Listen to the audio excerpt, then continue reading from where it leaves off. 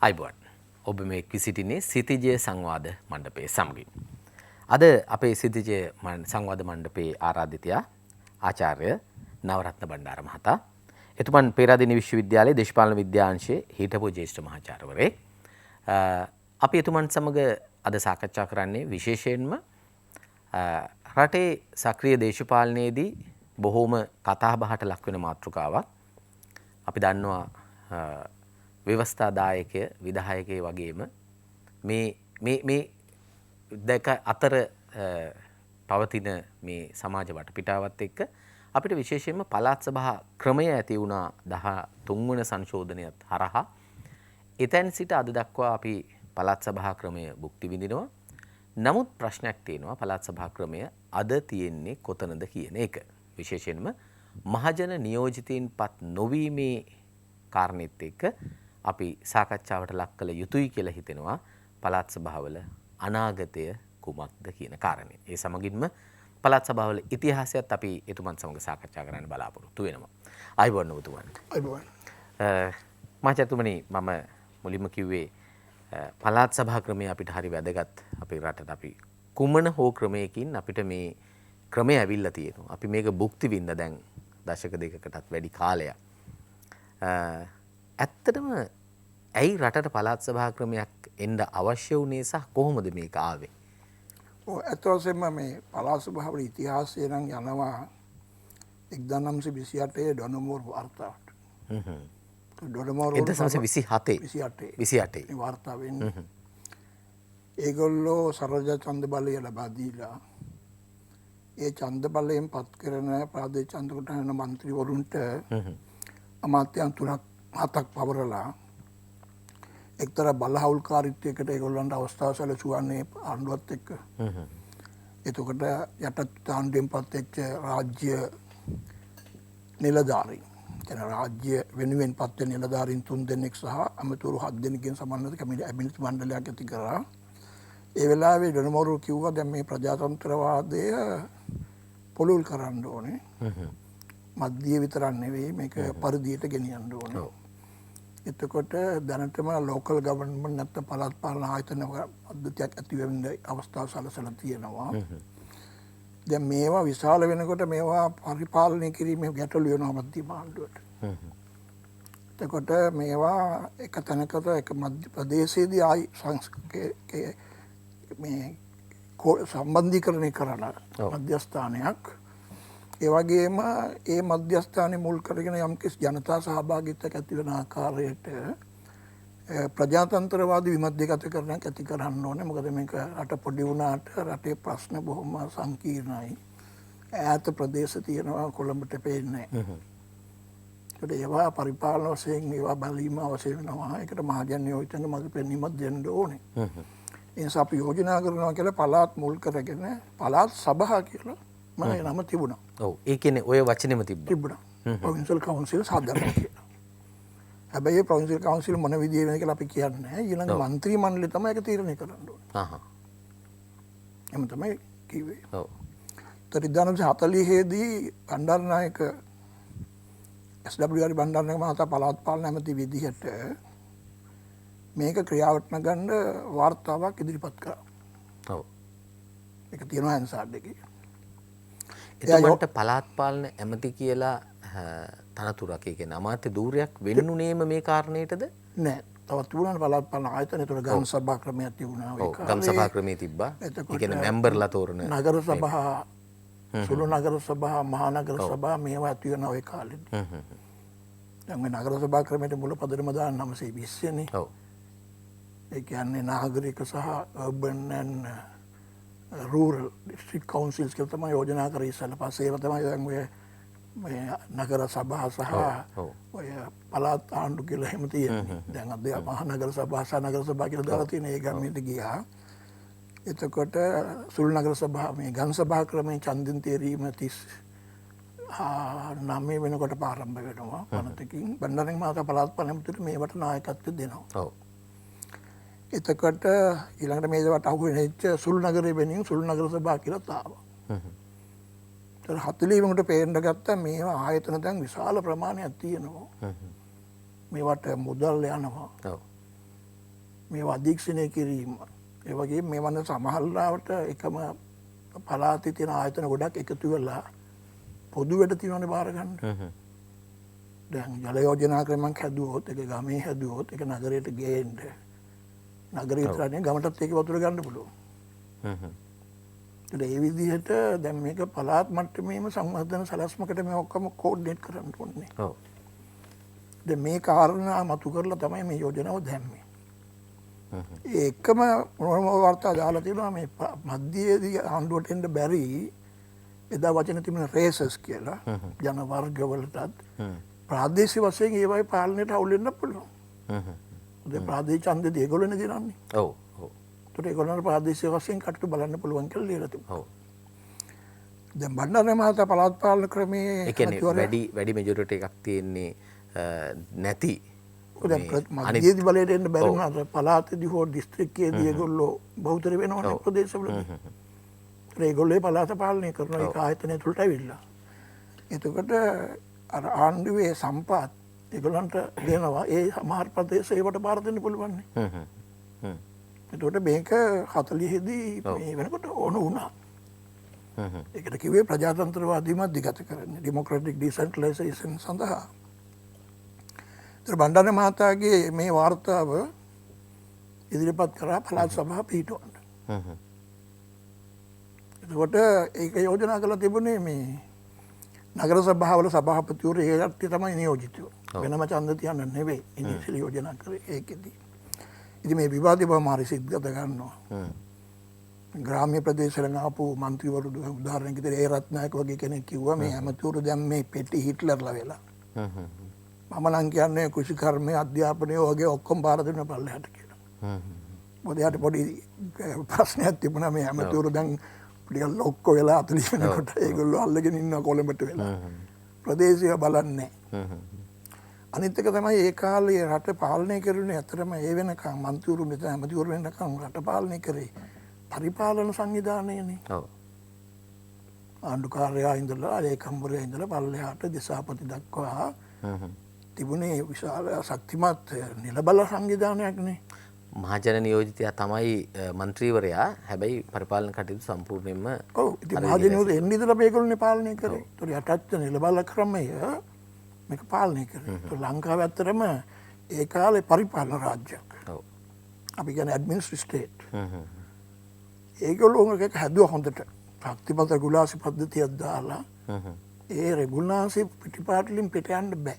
ඔව්. ඔක ලස්සනට මේට්ලන් ආණ්ඩුකාරයෝ ගෙනල්ලා කිව්වා. මේ හදන පද්ධතියෙන් මම බලාපොරොත්තු වෙන්නේ ආණ්ඩුකාරය වෙන මටත්. මගේ පෙන්න පොදු රෙගුලාසි පද්ධතියකින් රට ගෙනියන්න ඕනේ.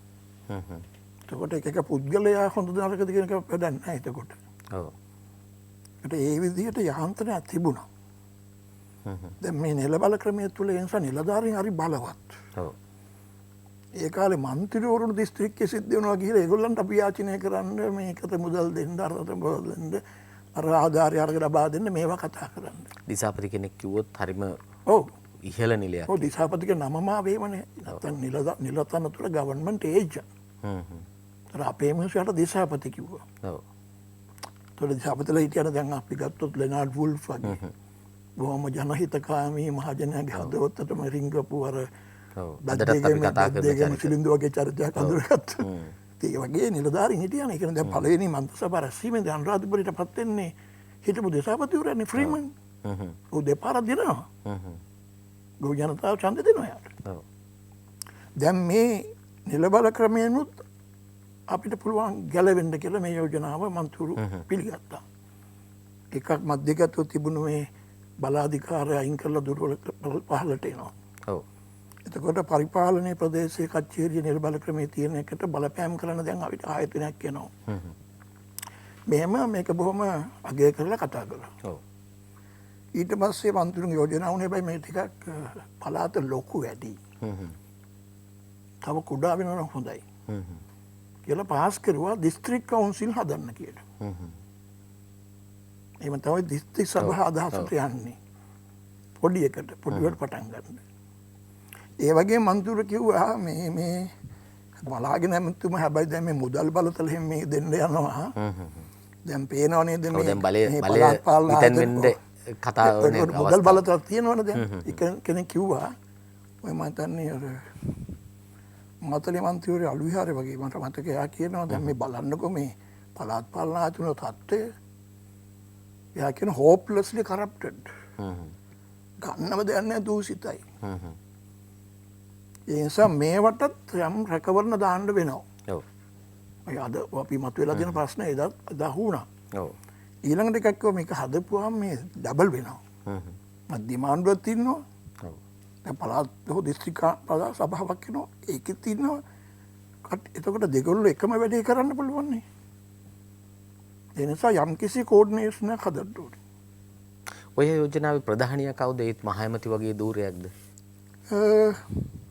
එහෙම කතා කරලා තිබෙන්නේ නැහැ. ව්‍යුහේ නෑ. නෑ ව්‍යුහයක් තිබුණා හන්දෙන් පත් කරන්න විධායක සභාවක් එනවා.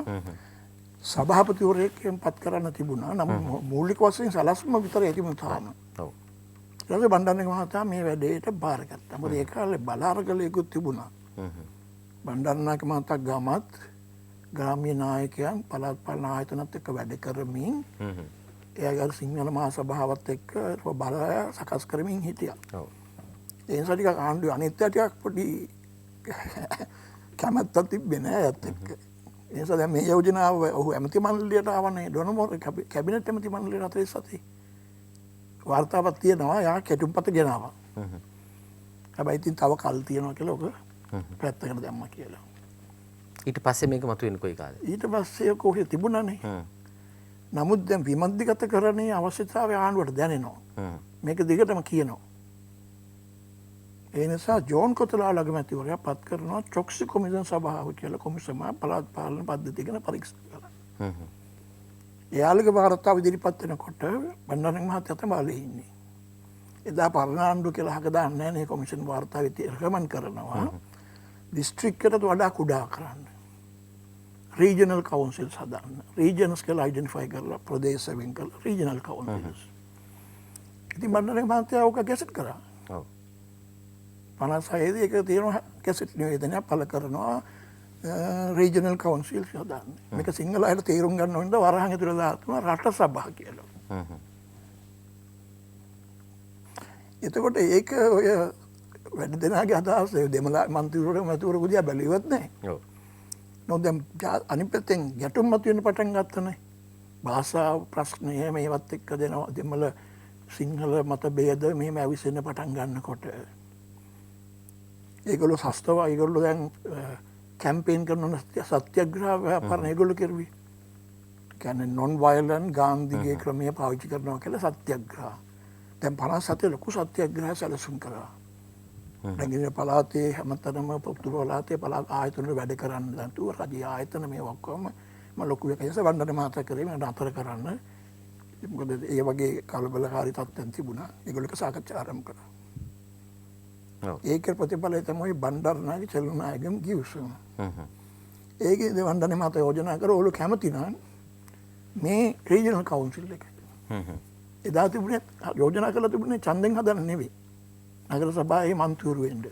සභාපතිවරු තමයි ඒකට නගර සභාව, ගම් සභාව, සභාපතිවරු දිස්ත්‍රික්කයේ රජන් එකේ ඉන්න. ඒක ඡන්දෙපත් කරන්න අපිට යෝජනා කරන්න පුළුවන්, හදන්න පුළුවන්. මම තමයි ඒකේ දැන් අදහස. එතකොට ඒක උඩ සාකච්ඡා ගිහිල්ලා ගිවිසුමකට ආවා. ඒක අනුයෝජනා කරා එකඟ වුණා උතුරු පළාතේ එක රීජනල් කවුන්සිල් එකක්. නැගෙනහිර දෙකක් හෝ වැඩි. ඒක අදහස මට පේන්නේ දෙමළ සිංහල මුස්ලිම් කියලා තුනක් හදන්න. එතකොට පළාත් මායිම් ඒ කියන්නේ නැගෙනහිර පළාතේ මේ තුන් ජන වර්ගයේම හිටපු නිසා ඉන්නවනේ. ඒකට තුනක් හදන්න වෙන්න පුළුවන්. ඊළඟට දාලා තිබුණා පළාත් ඉක්මවා ගිහිල්ලා එකතු වෙලා වැඩ කරන්න ඉඩ දෙන්න. පාර්ලිමේන්තුවේ අනුමැතිය. සමහර පොදු සංවර්ධන වැඩසටහන් තියෙනවනේ. ඒක අදහස ඉන්නේ අර දෙමළ නැගෙනහිර ප්‍රදේශයත් උතුරත් එකතු වෙලා වැඩ කරන්නනේ. ඒක වෙන්න පුළුවන්. එතකොට දැන් භාෂා ප්‍රශ්නෙත් අනිත් පැත්තෙන් තිබුණානේ. ඒතකොට මේක මගින් පුළුවන් මේ උතුරු නැගෙනහිර පළාත්වල දෙමළ භාෂාව පරිපාලන භාෂාව විදිහට පාවිච්චි කරලා. ඒ නිසා මේක ලොකු ඒ පාර ජනවාදී කරබුදේ කොටසක් විදිහට මේක ලොකු කොලාහලයක් මතුවෙන්න පටන් ගත්තා. බෙරොත් තමයි කිව්සම අසං කරලා ඉවර වෙලා පෙඩල් පක්ෂය වෙනම සම්මේලනයක් තිරුණාමල්ලේ මේක ඉන්ටරිම් ඇඩ්ජස්ට්මන්ට් කියලා. අන්තර්වාරීන විධිවිධානයක් අපි මේක බාර ගමු. අපි ඉලක්කය ෆෙඩරල් ආණ්ඩු ක්‍රමයක්. ඊට මෙහා තත්ත්වයක් මේක බාර ගන්නවා කියලා බාරගෙන ආවා. එයා ඒක කරලා මෙහෙ එනකොට වන්දන මහත්තයා මේ විරෝධතා නිසා දැන් රොස්මිට් ප්ලේස් එකේ හාමුදුරුවෝ හැම ලොකු උද්ඝෝෂණයක් කරුවා. ඒ නිසා ගිහලා ඒගොල්ලෝ ඉස්සරහදී වන්දන මහත්තයා මේක ඉරුවා. එයාට හිතුවත් වැඩ කරපු හාමුදුරුවෝතුමා පෙරමුණේ හිටියේ. ඒක ජයාජල මහත්තයා මේ ගියානේ ජාතිය පාව දෙනවා කියලා මාලිගාවට පෙරහැරකුත්. එන පෙරහැරක් ගියේ ඒක අර මේ බෙම් මේ මොකද කන්ද කපාපු හන්දිය තියලා තියෙන ඔය. ඔව්. උතුන ඔය ගම්පා මායිමේ තනදී SD බණ්ඩාරනායක මහතා පාරාරක් බුදියලා ඒකට පාදක එළවලා එහෙම තත්ත්වයක් ගියා. අවසාන ඉවරයි. ඊට පස්සේ දැන් තමයි දැන් පළාත් සභා අදහස් එන්න ආපු එක් විදිහට එන්න ආවේ. එතන ඉඳලා ඒක දැන් මතභේදයක් නේ. එහෙම තිබුණා. එතකොට දැන් ඔහොම වෙලා අවුරුදු 60කට එතකොට 60 ඉඳලා 65 වෙනකම් තිබුණු හැම ආණ්ඩුවක්ම තමන්ගේ රාජ්‍යසනාවේ කතාව කිව්වා අපි දිස්ත්‍රික් සභාපතිවරට බලාපොරොත්තු වෙනවා කියලා. ඒතර සිරිමල් බණ්ඩාරනායක රජය 60 ඉඳලා ඒ අවුරුදු ටික ඉවර වෙනකම්ම කිව්වා. ඒ ප්‍රකාශය දේශපාලන අවශ්‍යතාවයන් මත කරව ප්‍රකාශයක්ද ඇත්තටම මේ ක්‍රමය ඇති කරන්න ඇත්තටම දැනුණා විමධ්‍යගත කරන්න ඕනේ. ඔක්කොම කොළඹ ඉඳලා කරන්න බෑ. එතකොට මන්ත්‍යාංශ වලට පවා පළාතට අතට යන්න ඕනේ. එතකොට පළාත් පාලන ආයතන කෝඩිනේටර් මේ ප්‍රශ්නේ තිබුණා. ඒ නිසා මේ ප්‍රජාතන්ත්‍රවාදී විමධ්‍යගතකරණයක්. ඒ කියන්නේ පරිපාලන විමධ්‍යගතකරණයක් නේද කියන්නේ. ඔව්. මධ්‍යවර්තකව තියෙන පරිපාලනය ප්‍රදේශය වශයෙන් ගෙනීම සඳහා කැපවෙනවා කියන එක දිගටම තිබුණා. ඒකට 65 ඩඩ්ලි සේනානායක ආණ්ඩුවත් මේක කිව්වා. හැබැයි එතකොට තිබුණා රහස්ව ගුස්මක් අත්සන් කරලා මොකද පෙරදල් පක්ෂය ආණ්ඩුවට සපෝට් කරා. පස්සේ මේ කිසිම එළියට ආවා ඩඩ්ලි සේනානායක චලනායකෙන් කිව්සම කියලා. ඒකේ ගොඩ පොරොන්දු වෙනවා දිස්ත්‍රික් සභා හදන්න. ඔව්. එතකොට මේකට 67 දී දවල පත්‍රිකාවක් නිකුත් කළ ආණ්ඩුව. දැන් මම මේ දවස්වල එක පෙරළෙමින් ඉන්නේ. මම ඊයේත් ડોකියුමන්ට් එක කියුවා. ඔය ඉතිහාසයේ එකෙත් තියෙනවා පළාත් භාවික අදහස. එතකොට ඒක ඒගොල්ලෝ බලාපොරොත්තු වුණේ අර තත්ත්වයන් වලින් මග ඇරලා යන්න. අර 57 අර්බුදයේ මග ඇරලා යන්න. ඒ නිසා ඒකේ වැඩි මොකුත් විස්තර නැහැ. විෂුවලිස්ට් එක තිබුණා මෙන්න මේවා පවරනවා. හැබැයි දිස්ත්‍රික් සභාවල නියෝජිත පාර්ලිමේන්තු මන්ත්‍රීවරුයි නගර සභා සභාපතිවරු වගේ අය. ගම් සභා සභාපතිවරු ඡන්දයක් එන්නේ නැහැ. ඔව්. ඒගොල්ලන්ට පැවරෙනවා අර එක අංශ උඩ ඒ දිස්ත්‍රික්කයේ සංවර්ධනය පිළිබඳ අලුත් විශේෂ යෝජනා සැලසුම් හදලා. ඒක ඇමතුරුන්ට බාර දීලා ඇමතුරු මගින් එම ක්‍රියාවට නගන්න.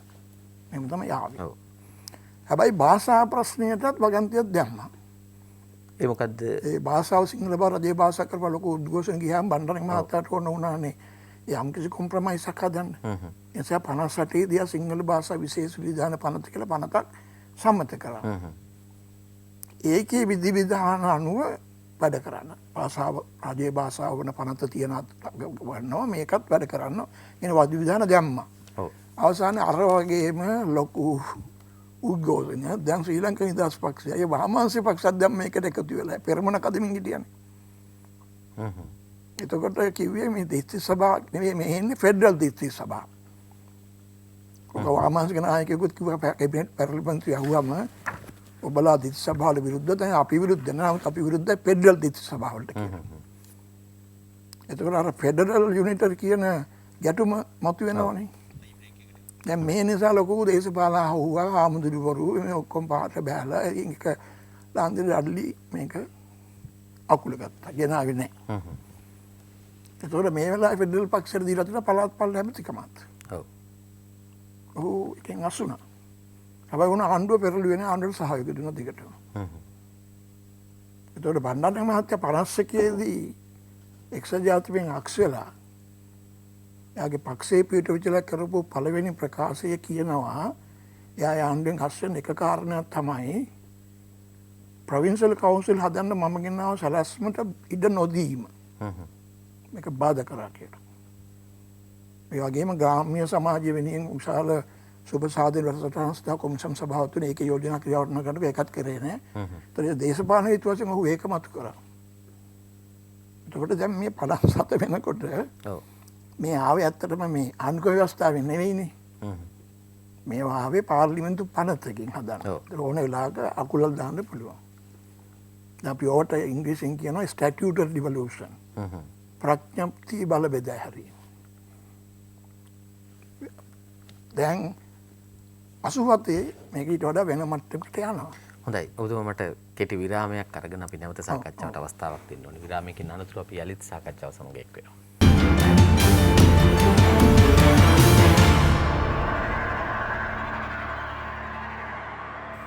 හොඳයි. ඔබ යලිත් සිටිජේ සංවාද මණ්ඩපයේ සමග අද අපේ සාකච්ඡාව පළාත් සභා ක්‍රමයේ අතීතයේ සහ අනාගතයේ පිළිබඳව. අද අපේ ආරාධිතයා ආචාර්ය නවරත්න බණ්ඩාර මහතා. හොඳයි. ඔබතුමා හොඳ පැහැදිලි කිරීමක් කරා කොහොමද මේක ආවේ කියන. ඊට පස්සේ අපි දන්නවා 87 දී පළාත් සභා පනත ආවා. 88 දී ඡන්ද විමසීමක් ආවා පළාත් සභාව වලට. ඒ ක්‍රමය තමයි මේ අද වෙනකන් අපිට තියෙන්නේ. හැබැයි පළාත් සභාව මේ ආකාරයෙන් හැදුනට අද වෙනකොට ඒක ටිකක් වෙනස් පැත්තකට ඇවිල්ලා තියෙනවා. ඔබතුමාට යම් කෙටි පැහැදිලි කිරීමක් කරන්න පුළුවන්ද 87 පනත සහ 88 ඡන්ද විමසීම ආවේ කොහොමද මේ වීර්යය හැදුනේ කියලා? ඔය දැන් 87 වෙනකොට අපි විශාල ජනවර්ගයක යුද්ධයකට ගැටෙලා හිටියේ. ඒක දීර්ඝ ඉතිහාසයක් තියෙනවා. ඔව්. ඒ වෙනකොට මේක අපි කියනවා ප්‍රතියුක්ත යුද්ධයක්. ප්‍රොක්සි වෝ එකක්. කියන්නේ ඒ කාලේ තිබුණු සීතල යුද්ධයේ මහා බලවතුන්ගේ සහ ඔවුන්ගේ නියෝජිතයෝ දෙපැත්ත බෙදිලා වෙන ඉත්තු පාවිච්චි කරලා යුද්ධ කරපු යුද්ධයක් බවට පත් වෙනවා. එතකොට උතුරේ මිලිටරි කණ්ඩායම් පිටිපස්ස ඉන්දියාව ඉන්නවා. ඔව්. ඒකට විරුද්ධව අපි කරන මෙහෙයුම පිටිපස්ස ඊශ්‍රායලය ඇමරිකන් එම්බසි තිබුණා ඊශ්‍රායල් ඉන්ට්‍රස් සෙක්ෂන් එකක්. එහෙම හිටියා. එතකොට මේ වෙනකොට පෙවුන දේ ඉන්දියාව දෙපැත්තකින් මේක ටැකල් කරනවා. මම ගැන පරිශ්‍රණ වශයෙන් ලියලා තියෙනවා. එකක් තමයි මේ දෙමළ කණ්ඩායම් ඉන්දියාවේ පිට කාගේ හරි ආයුධ උදන්න යන එක නතර කර ගන්න ඕනේ. ඒක ඉන්දියාවේ සතුරෝ ඉන්නවනේ පිටින්. ඔව්. ඒගොල්ලන්ගේ එල්ලුනොත් ඉන්දියාවට අමාරු තත්ත්වයක් ඇති වෙනවා. ඒ නිසා මේගොල්ලන්ට අපි උදව් දෙන්න ඕනේ. තමන්ගේ බහරේ තියාගන්න ඕනේ පිරිස. ඒ වගේ මේ හරහා ඒගොල්ලන්ගේ සංවිධානය ඇතුළට රින් ගන්න පුළුවන් ඔත්තුකරුවන්ට. ඔය දෙකම කරා. අනිත් පැත්තේ ඒගොල්ලන් සැකයක් තියෙනවා ලංකා ආණ්ඩුව දැන් මේ රටේ ආර්ථික වශයෙන් විවෘත කිරීම කරලා බටහිර පැත්තට දුවනවානේ. ඒ නිසා ජාත්‍යන්තර තලයේදී ඒගොල්ලෝ ධනවාදී රටක් වුණාට අනිත් ධනවාදී රටවල හිටිය ඒගොල්ලෝ එක්ක නෙවෙයි මේ වෙලාවේ. පාකිස්තානයේ ඔය කට්ටිය එක්කනේ. ඒ නිසා ආරක්ෂක වශයෙන් වුන් හිටියේ රුසියාව එක්ක. ඔව්. එතකොට මෙහෙට මේ ඊශ්‍රායල් සෙක්ෂන් මේවා ගෙනල්ලා යනවා. ඇමරිකන් මධ්‍යස්ථියමක පිටිපස්සේ ඊශ්‍රායල් ඉන්ට්‍රස් සෙක්ෂන් තිබුණ ඇමරිකන් එම්බසි. එතකොට ඒ වෙනකොට පොඩි සමහර ඩොකියුමන්ට් නම් පස්සේ අහුණා බොරු කියලා. ලීක් කරලා තිබුණා මේ අපි ත්‍රිකෝණාමලයේ තෙල් ටැංකි ටික ඇමරිකන් න්‍යායික සමුදායට තෙල් සපයන කම්පැනි එකට දෙන්න යනවා කියලා ඩොකියුමන්ට් එකක් පස්සේ අමාර විශේෂඥයෝ ආගතක බොරු ලේඛනයක් මේ කලබල කරන ඉන්දියාව ලීක් කරපු එකක් කියලා. එතකොට ඉරණ වෙල තිබුණ ඇමරිකා වොයිස් ඔෆ් ඇමරිකා ඒක අප්ග්‍රේඩ් කරන්න කියන්නේ. ඔව්. ඒක මේ ඔත්තු බලන්න ඉන්දියාවට විරුද්ධව. ඒක ඉන්දියාව ලොකු සැකයක හිටියා. එතකොට ඔය ගැටුම හරි ඒගොල්ලෝ උත්සාහ කරේ ලංකා ආණ්ඩුව ඉන්දියාව පැත්තට නැඹුරු කරගන්න මේ කිව්සුමේදී. ඔව්. ඔවුන්ට ඕන වුණා ඇත්තටම මේ උතුරේ තියෙන මේ ගැටුම තුළ එන කණ්ඩායම ඒගොල්ලෝ සමහර අය සැක කරා. ඉන්දියාවට පිටින් ගිහිල්ලා CIA සංවිධානය වගේ එක වැඩ කරනවා කියලා. ඒත් මේක අල්ලගන්න තියෙන ක්‍රමය තමයි ලංකා ආණ්ඩුව ඒගොල්ලෝ ගාවට ගේන එක කිව්සුමකට. ඒත් ඉන්දියාවට ලංකාවට බෙදන්න ඕනේ නැහැ කියන එක ජාත්‍යන්තර වශයෙන්ම අඳුනගත්ත දෙයක්. ලංකාව බෙදුවොත් ඉන්දියාව හරි අමාරු වැටෙනවා. දකුණේ දෙමළ රාජ්‍යයක් ලංකාව උතුරේ තියෙනකොට ඔව්. ඉන්දියාවේ දකුණේ දෙමළ රාජ්‍යයේ ප්‍රාන්තයක් වශයෙන් තියාගන්න අමාරු වෙනවනේ. දෙමළයි තමයි ඉන්දියාවේ පළවෙනි බෙදුම්වාදී මේ ව්‍යාපාරය ආරම්භ කරේ තමිල්නාඩු. නැත්නම් මදුරාසිය තමිල්නාඩු කරන්නේ නේ. ඔව්. ඒකට මේ උතුරේ මෙහෙම කැලලක් ආවොත් ඒක මහා ප්‍රබංශයක් නේ. ඒක විසඳෙන්නේ දකුණු ආසියාවේ මහ දෙමළ රාජ්‍යයක් හදලා. ඔව්. ඔය කියන ව්‍යුහයත් එක්ක තමයි පළාත් සභා එතකොට අවසානයේදී අපි කරපු තෙරපම තුල අපේ ආණ්ඩුවට ඒත්තු ගියා. සහ විදේශ වශයෙන් ලැබුණු උපදේශ ලැබුණා. ඉන්දියාවේ ඉන්නේ අපිත් එක්ක තමයි අතර මේ ප්‍රශ්නේ. ඉන්දියාව උදව් ගන්න පුළුවන් මේක ක්‍රෂ් කරන්න. ඒක තමයි ඉන්දු ලංකා ගිවිසුම. ඔව්. ඒ ගිවිසුමේ වැදගත්ම දේ තමයි ගිවිසුම අත්සන් කරපුවම හෝමාරු කරන ලිපි ලේඛන. ඒ හෝමාරු ලේඛනය තමයි වැදගත් දේ තියෙන්නේ. ඉන්දියාවට අපි ගරන්ටියක් දෙනවනේ. ඉන්දියාවට ස්වාධීනයක් වෙන කිසි දෙයකට මේ බිම්ම පාවිච්චි කරන්න දෙන්නේ නැහැ.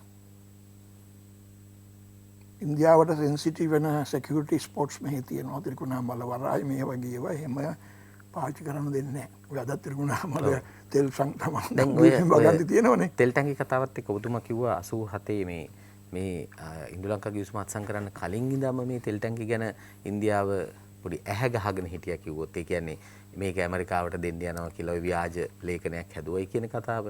එහෙම. ඒක දේශපාලනික වශයෙන් වගේම ආර්ථිකමය වශයෙන් වැදගත්කමකුත් තියෙන නිසා නේද? ලංකාව අතරම සලකා බලමින් හිටියා මේක ව්‍යාපාරික වශයෙන් දියුණු කරන්න ඕනේ කියලා. ඒ නිසා ඒගොල්ලෝ ඇමරිකන් කම්පැනියක් හොයමින් හිටියා. මේ ගෙන්න ගන්න. ඉන්දියාව එක නතර වගන්තියක් දැම්මයි මේක ව්‍යාපාරික වශයෙන් දියුණු කරන්න ඕන නම් අපි දෙගොල්ලෝ එකතු වෙලා කරමු. ඔව් ඒ කියන්නේ ඉන්දු ලංකා ගිවිසුමේ නෙමෙයි ඊට පස්සේ සාකච්ඡා. ඒ හුමාරු ලේඛන වල තියෙනවා. තව ලියුම බාර දෙනවා දෙන්න. නායකින් දෙපළ අතර හුමාරු වෙච්ච ලිපි එක තිබෙනවා. ඔව්. ජයජයවර්ධන මහතා සහ රජු. නමුත් ඒක ඔය තිබුණානේ ඒක මොකුත් තුන්නේ නැහැ මේ පස්සේනේ ඔය තෙල් ටැංකි ටික දෙන්නේ. ඒක තව වෙනම කාරණයක්. ඔව්. ඒතකොට LTT ත්‍රිකුණාමලේ වට කරන කාලේනේ මේ දෙන්නේ ගිහිල්ලා. ඔව්.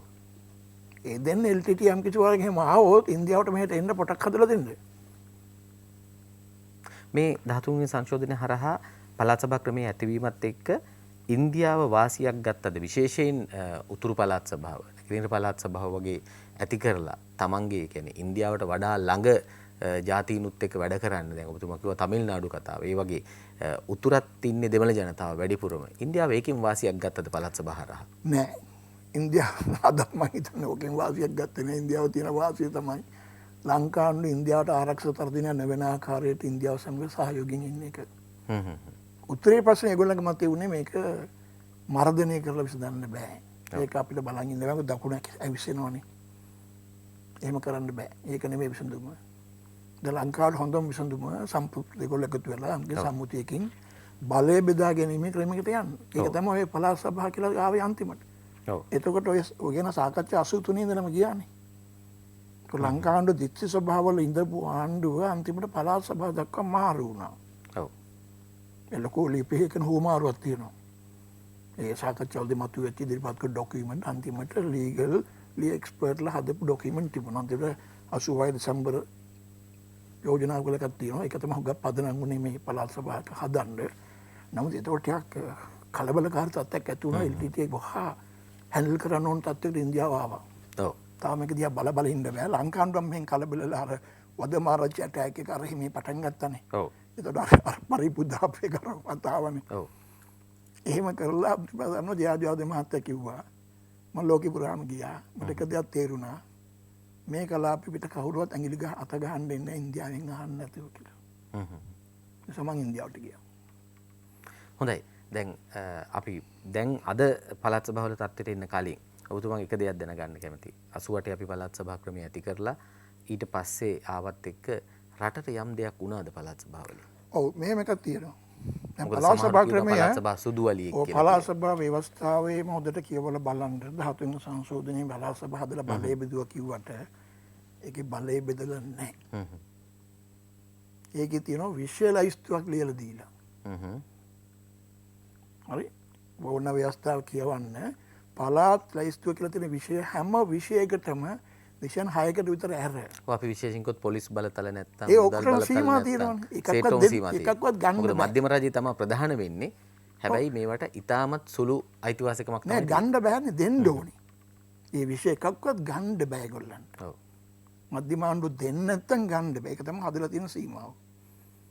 ඒකට හුඟක් විෂයන්ට තියෙන්නේ ඒ විෂයට දැනට ජාතික හදලා තියෙන නීතියක් තියෙනවානේ. ඒ නීතිය ඉඩ දීලා තියෙන යම් යම් දේවල් කරන්න කියලා තමයි ලියන්නේ. එහෙම තමයි තියෙන්නේ. කවුද මේ පනත නිර්මාණය කරේ? මේක ඇත්තටම මේක ඩ්‍රාෆ්ට් කරේ කවුද? ඒක ඩ්‍රාෆ්ට් කරලා තියෙන ඉන්දියානු නීති විශේෂඥයන් සහ ලංකාවේ නීති කටුම්පත් කරුවෝ දෙක එකතු වෙලා. ඒතර හුඟක් වෙලාවට මේ ඩ්‍රාෆ්ට් එකේ ප්‍රධානියව ඉන්දියන් අය ලිව්වා කියලා තමයි කියන්නේ. අපි ඒව හැම බාරගත්තා. දැන් උදාහරණයක් විදිහට එළියනේව කටු ගන්න එපා කියලා තිබලා හැම බාර ගන්න කිව්වම මේක ලයිස්තු එක විෂයක තියෙනවා වරහණක් ඇතුළේ දාලා මේ අර මොකද ඕල් පාට් කොන්ෆරන්ස් කියන්නේ මේ සර්වපාක්ෂික සමුළුවේදී එකඟ වූ පරිදි කියලා වගන්තියක් තියෙනවා. ඒකත් මේකට ගිහින් තියෙනවා. එහෙමම දාලා. එතකොට ඒ විෂයනරම් බලපුවාම පළාත් සභාවට ඒවා ගන්න බෑ දුන්නේ නැත්තම්. එතකොට පළාත් සභාව එක ගන්න නම් පළාත් සභාව සම්මත කරන්න ඕනේ ප්‍රඥප්තියක්. අනුව්‍යවස්ථාවක්. අර ජාතික නීතිය හදලා තියෙනවා නම් විෂයක් ගැන පනත පාර්ලිමේන්තුවේ ඒක යටතේ ඒක තියෙන නම් විධාන කියලා තියෙනවා පාවිච්චි කරන. දැන් උදාහරණයක් විදිහට ගත්තොත් මිනරල් රිසෝසස් කියලා. ඒක දාලා තියෙනවා ඒ තියෙන නීතියෙන් ඉඩ දීලා තියෙන ප්‍රමාණයට මෙන්න මේවා කරන්න. පළාත් සභාවට අයිතිය තියෙන්නේ ප්‍රඥප්තියක් හදාගෙන කටයුතු කිරීම නේද? විතරයි. ඒ කියන්නේ අපි දකිනවා සමහර පළාත් සභා වලින් පළාත් සභා වලට වෙනස් වෙනවා. වෙනස් වෙනවා. මේ පළාතෙත් වෙනස් වෙන්න පුළුවන්. ඔව්. එතකොට ප්‍රඥප්තියක් කියන්නේ ජාතික නීතියක තියෙන යම් විධිවිධාන තවදුරටත් ක්‍රියාවට නගන්න. හැබැයි සමහර අවස්ථා තියෙනවා මධ්‍යම ආණ්ඩුවට අත දාන්න බෑ මේ ප්‍රඥප්ති වලටත්. ඒ දුන්නාට පස්සේනේ. ඔව්. ඒ දැන් මෙහෙමනේ. දැන් නීතියක යන්න කරන්නේ මොකක්ද දන්නවද? ඒක තියෙනවා ප්‍රකාශිත අරමුණ. stated objective එක නීතිය. ඒක ක්‍රියාවට නගන්න නම් තව දේවල් කරන්න ඕන. දැන් ගමනාගමනය ආණ්ඩුවේ පැවරීමකද ගමනාගමන සභාවට බාර දෙනවා. නමුත් නිකන් කරන්න බෑ. දැන් බස් ගන්න ඕනේ. ඩ්‍රයිවර්ලා ගන්න ඕනේ. හරි. ඒකට අනුසංගික විධිවිධාන තියෙනවා.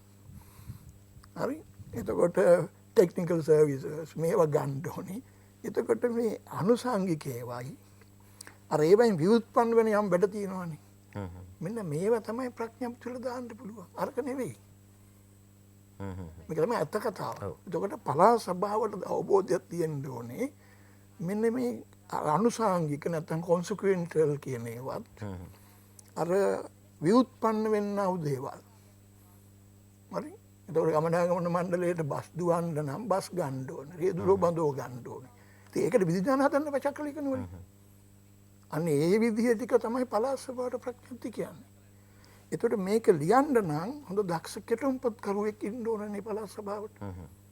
දැන් ගත වූ අවුරුදු 30ටම කිසිදු පළාත් සභාවකට මධ්‍යම ආණ්ඩුව නීති කෙටුම්පත් කරුවෙක් පත් කරලා නැහැ. නීතිඥයෝ ඉන්නවා. නඩු කියන්නේ අර මේ නීති නිලධාරීන් ඉන්නවා. නමුත් නීති කෙටුම්පත් කිරීම කියන කහනුව නීති වැඩ දෙපාර්තමේන්තුවේ එක විශේෂ විෂයක්. ඒ නිසා මුල් කාලේ පළාත් සභාව කෙටුම්පත් කියනවා ලිව්වේ ඔය ක්ලාක් මහතුරු ලියන රචනා ඒවා. ඒවා ඉතින් විශේෂ කරනවා ගිරාප නීති දෙපාර්තමේන්තුවට. මේවා නීතිද කියලා. මොකද ප්‍රඥප්තියක් කියන්නේ සෙකන්ඩරි ලෙජිස්ලේෂන් කියන එක. ඒක ඇත්තටම පළාත් සභාවට බලයක් දීලා නැහැ.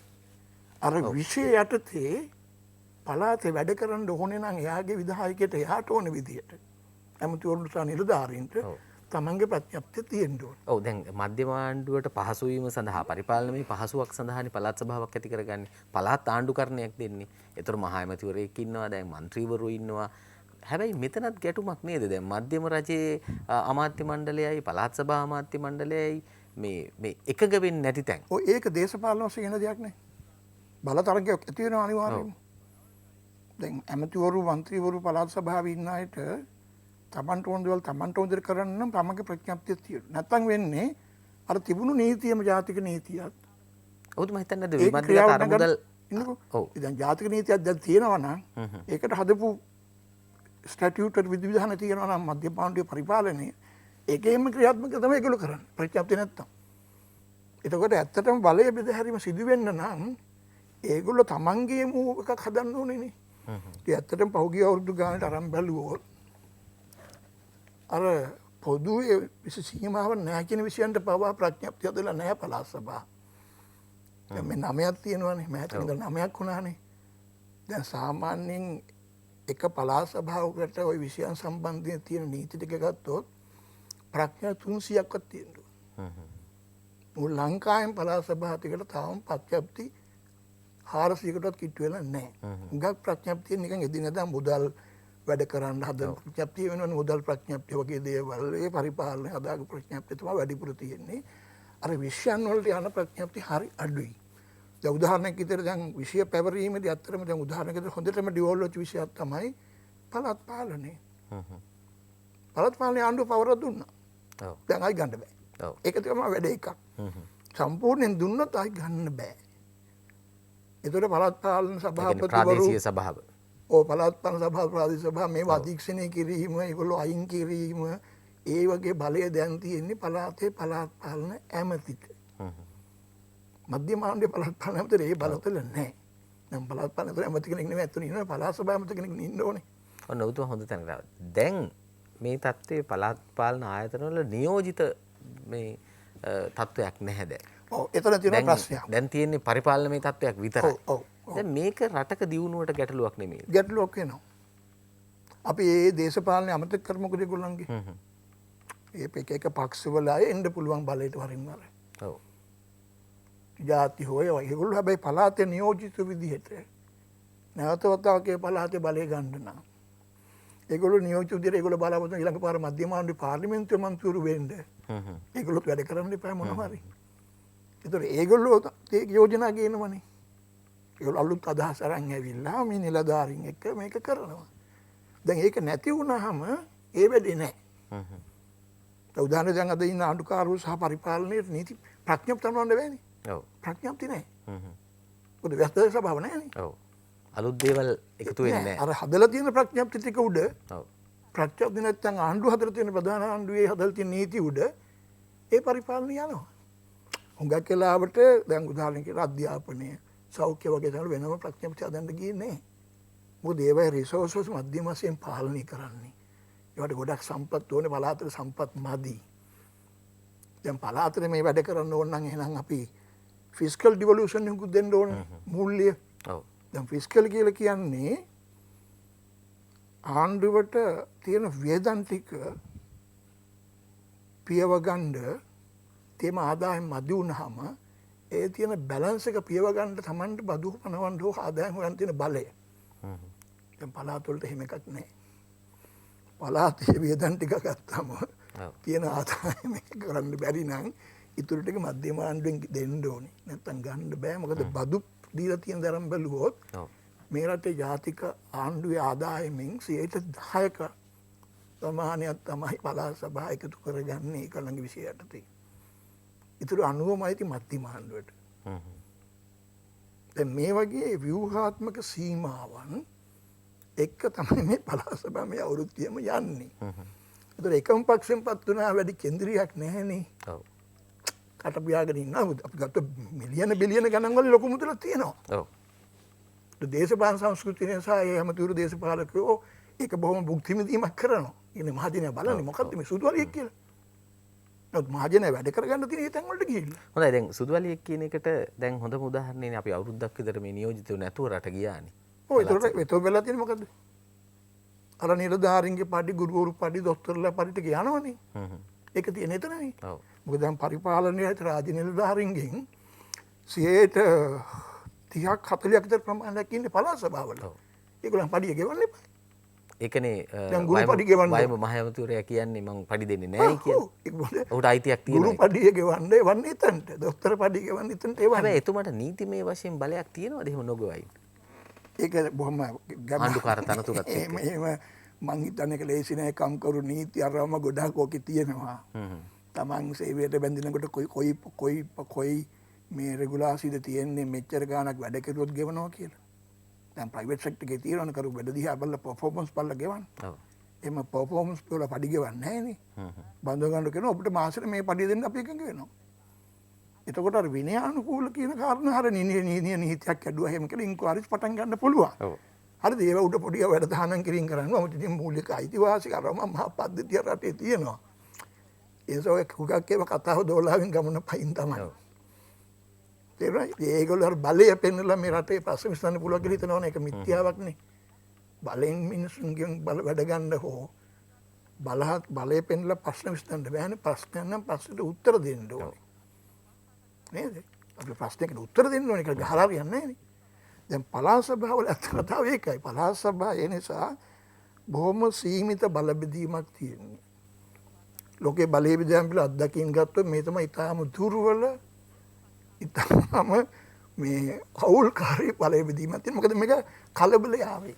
ඇත්තම කියතාව කලබලය ආවේ. හොඳයි. කෙටි විරාමයකින් අනතුරු අපි යලිත් සාකච්ඡාව සමග එක් වෙනවා.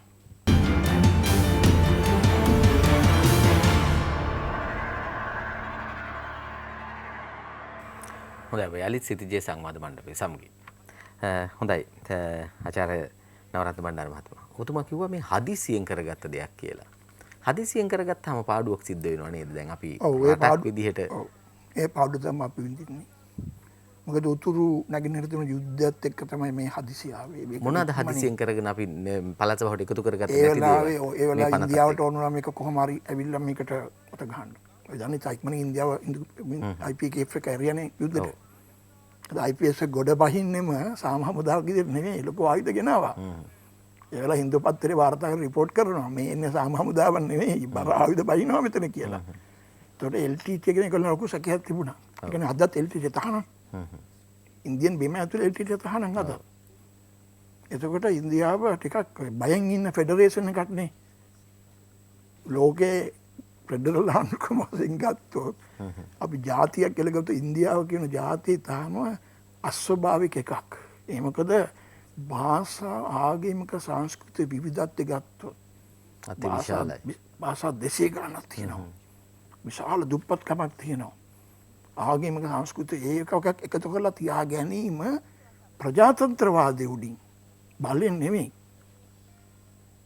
ඒක අමාරු වැඩක්. ඒක ගැන ලියලා තියෙන ඕන තරම්. ඒක දැන් මොකද ඒක කඩාවැටේ කියලා හටුන්නේ නැහැ නේ. ඔය ඇමරිකන් විශේෂඥයෙක් කිව්වා පටන් ගන්නකොට අපි හිතුවේ අපි ආයිකයි කිව්වේ India would collapse. Now India collapse and India is rising now. India දැන් නැගීමින් ඉන්න බලයක්. ව්‍යාපාරික ශාස්ත්‍රීය විද්‍යාත්මක ශාස්ත්‍රයේ බොහොම බලවත් නැගිටිමින් ඉන්නවා.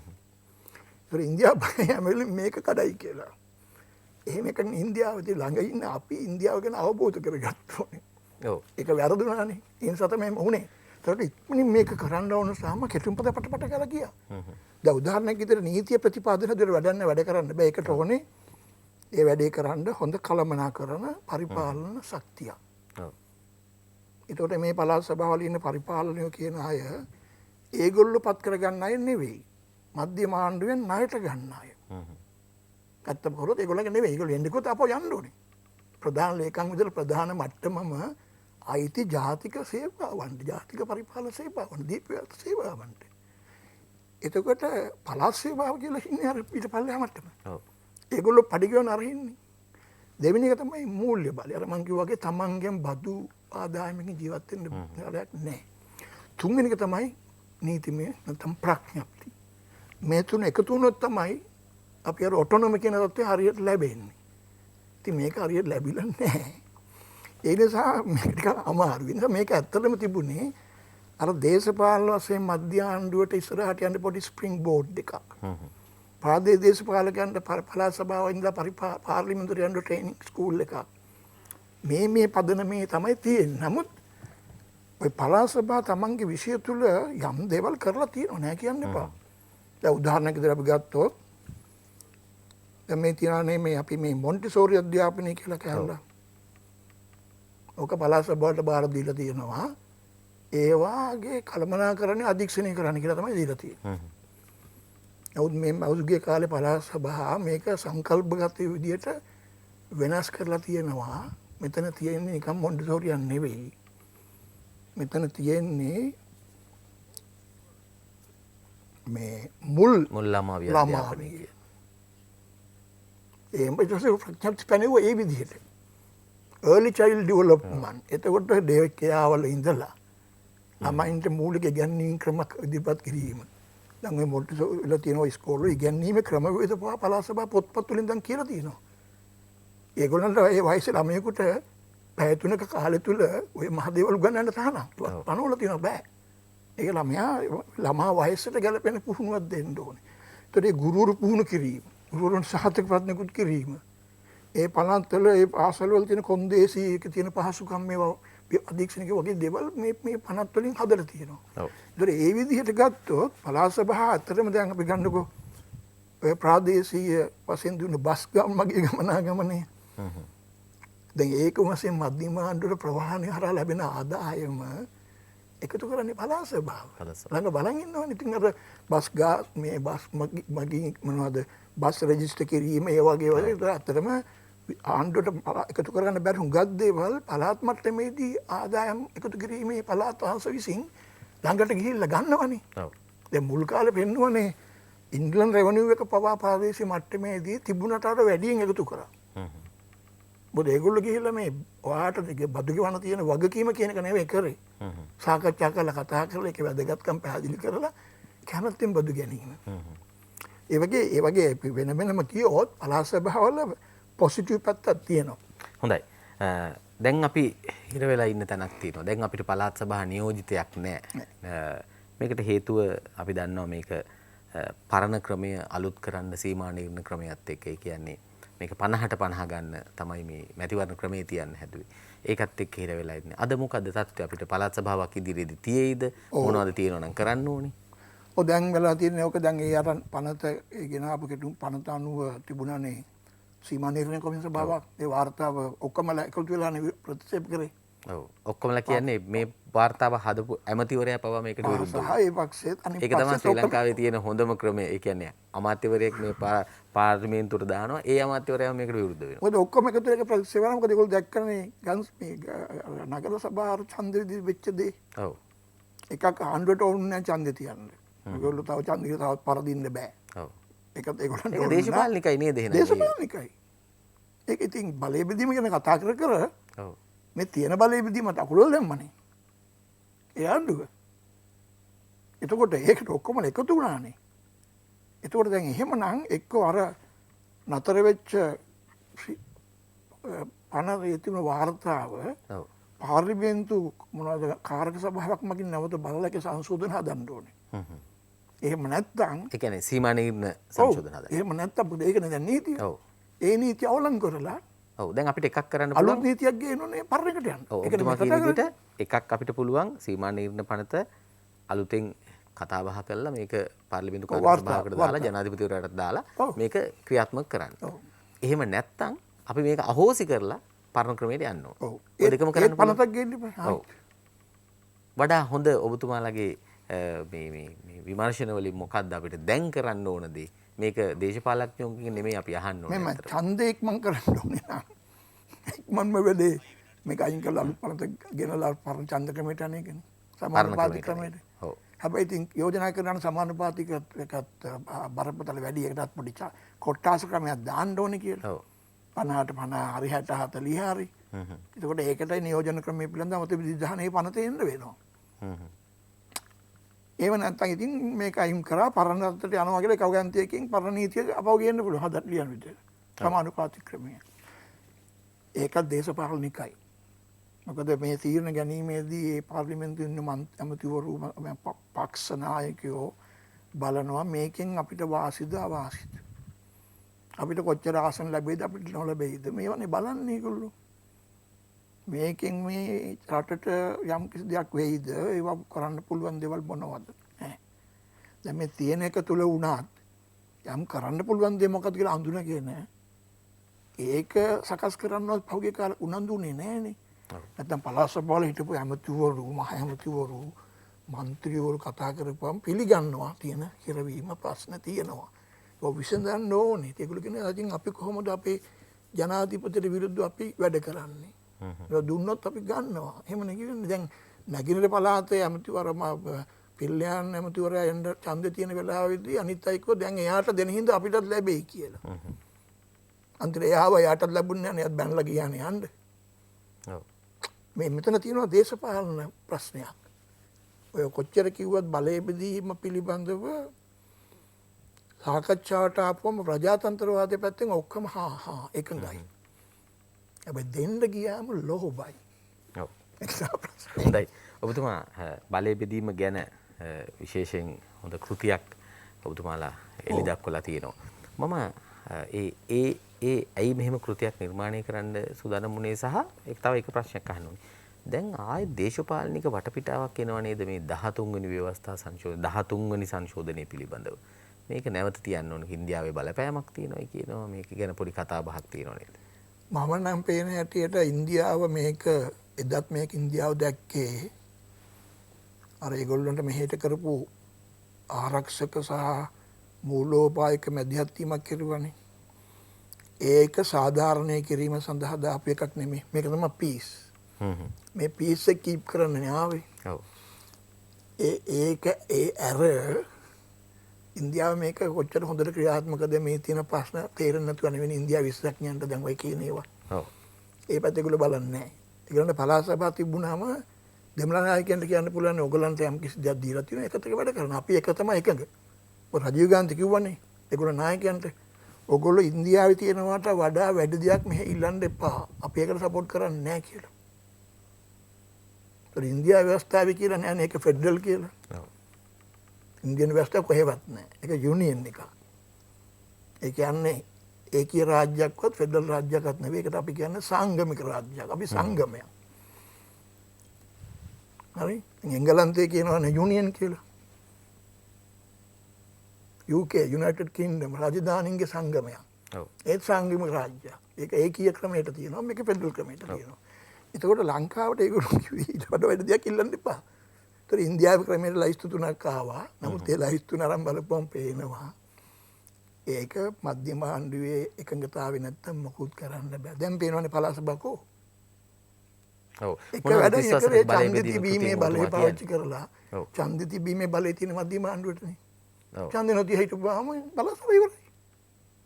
ඒතකොට ඒකට පොඩි පොල්ලක් දාගත්තා මෙන්න මේ ව්‍යවස්ථාව නිසා මේ වුණා කියලා. ඔව්.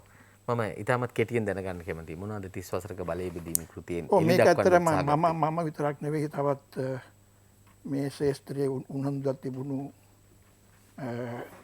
4 දෙනෙක් එකතු වෙලා තමයි මේක කෙරුවේ. හරි 30 වසරක බලය බෙදීම ශ්‍රී ලංකාවේ පළාත් සභා ක්‍රියාකරන ඇගයීම. මේක සම්පූර්ණ ශාස්ත්‍රීය වශයෙන්ම කරපු දෙයක්. ඒකේ මම ලියලා තියෙනවා මේ politics of devolving power කියලා. මේ බලය බෙදා හැරීමේ දේශපාලනය. ඔව්. දැන් 87 ඡන්ද තියන්න දඟලුවන් ඔය පළාත් සභාව. හොඳ පරිච්ඡේදයක් ඔබතුමා ලියලා තියෙන්නේ. දැන් තියෙන්නේ මේ දේශපාලනේ තමයි. මේකෙන් දේශපාලනේ තියෙනවා. තමයි පළාත් සභාවලට මේ තත්ත්වයේ අත් වෙලා තියෙන්නේ. මේක දැන් 88 ඡන්ද තියන්න යනකොට උතුරේදී විශේෂඥයෝ මිලිටරි කයිකව තියන්න එපා එහෙන් පසුබිමක් නැහැ කියලා. නමුත් ඉන්දියානු තානාපති කරන නෑ මේක තියන්න ඕනේ කොහොමද නැත්නම් මේ අපි මෙහි මිලිටරි කරගෙන මේ වැඩේ ජස්ටිෆයි කරන්න බෑ. ජයවර්ධන මහත්තයාට ඕන නම් මේක මුට්ටිය දැමීමේ බැලීමේ ඡන්දයක් බවට පත් කරන්න. ඊළඟ ඡන්දයට යන්න ඒවා මේක මුට්ටියනේ. මේකෙන් තියෙන තත්ත්වය බලන්න පුළුවන්. ඔව්. ඒක තමයි දෙක කතා වුණා. යා මේ ඡන්ද තිබ්බා. අරගොල්ලෝ ඡන්ද තිබ්බා. ඒ කියන්නේ මේ පළාත් සභාව දිහා බලලා තියෙන දේශපාලන වශයෙන් නිසා ඒකේ හරයට ගිහිල්ලා අඩුමසින් ප්‍රජාතන්ත්‍රවාදී මධ්‍යගත කරණය. පරිපාලන සහ ප්‍රඥප්ති ප්‍රදාන කරගෙන යන යම්කිසි පරිපාලනමය පද්ධතියක් හදලා ඒක මගින් යම්කිසි මහජනයාට දෙන්න පුළුවන් ක්‍රියාකාරීත්වයක්. දැන් අපි ගත්තොත් පළාතක් ගත්තොත් ලංකාවේ කොච්චර ලොකුද? දැන් මහනුවර පළාත් මධ්‍යම පළාත ගත්තොත් ඒක මේ පැත්තෙන් දැන් කැගල්ලේ අනිත් පැත්තේ මහියංගනේ කෙළවරට යනවා. ඔව්. අනිත් පැත්තේ නුවරඑළිය. සබරගමුවත් මෙතන කැගල්ල රත්නපුරේ අනිත් පැත්තේ මේ පැත්තේ කෙළවර වීපාර යනවා මතුගම පැත්තට අනිත් පැත්තට. ඉතින් මේ පල්ලෙහාට ගියාම ඕගොල්ලන්ගේ මර ගම්මැද්දේ පේනවා නේද? කොච්චර මේ දුප්පත්ද මේ රට කොච්චර සංකීර්ණ ප්‍රශ්න මේ රටේ පල්ලෙහාට ගිහින් තියෙනවා තාම මිනිස්සු අර කම්බි පාලම් වල එල්ලි යන්නේ. ලෙඩ්ඩු කරේ තියාගෙන යනවා. දැන් මේව දිහා බලන්න කෙනෙක් එපායි. කොළඹ ඉඳලා බලපුවම මේවා පේන්නේ නැහනේ. ඔව්. ඉතින් මේක 28 30 ඉඳලම තිබුණා. ඒකට අඩු වශයෙන් මේ සීමාව තුලවත් වැඩ කරන්න. පළාතට බලය විමධ්‍යගත කළත් ඒකෙන් වැඩක් වෙලා නැහැ. ඇත්තටම කතාව සුදු අලියෙක්ම තමයි. ඔව්. සුදු අලියක් කරලා තියෙනවා. කරලා තියෙනවා. අන්තිම සුදු අලියෙක් නෙවෙයි. ඔව්. සුදු අලියෙක් කරේ මොකද මධ්‍යම ආණ්ඩුවෙන් බල ඊට වඩා සුදු අලියා එතන. ඔව්. කොච්චර මධ්‍යම ආණ්ඩුව නාස්ති කරලා තියෙනවද මධ්‍යම ආණ්ඩුවේ අමාත්‍යාංශ අරන් බලන්න සුදුවලේ ඉන්නේ හේද මෙහෙද කියලා. නිදහස ඉඳලම අයවැය ලේඛනවලේ මධ්‍යම ආණ්ඩුව මේ රට වැය කර මුදල් ටික එකතු කරලා බැලුවොත් ඒකේ අවුට්පුට් එක අරන් බලන්න මොකක්ද අවුට්පුට් එක? ණය වෙච්ච જાතියක් අවසාන. ඔව්. හොඳයි. ඔබතුමාට බෙහෙවින් ස්තුතිවන්ත වෙනවා අපි මේ සාකච්ඡාවට එක් වෙලා අපිට අදහස් ලබා දීම පිළිබඳව. මේ අවසන් වන්නේ සිටිජේ සංවාද වැඩසටහන. යලිත් මෙවන් සංවාද වැඩසටහනකින් හමු වනතුරු ඔබට සුබ දවසක්.